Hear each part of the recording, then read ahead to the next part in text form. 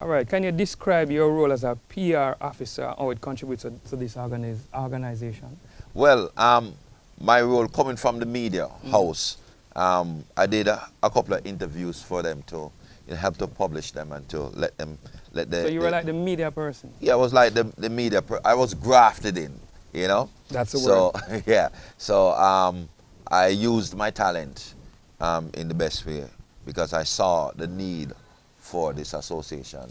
So that's how I was grafted in to help them to publicize the work that they are doing. What are your primary responsibilities and how do you prioritize?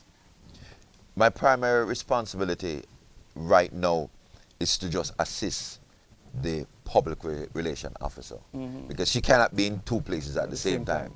You know, so how I prioritize that is to ensure that I liaison with her what needs to be done and get the work done. So how do you measure the success of your PR efforts? How do you measure that?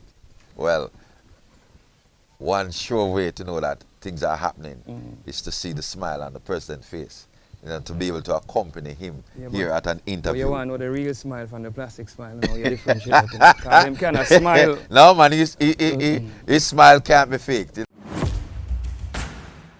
Yard style life.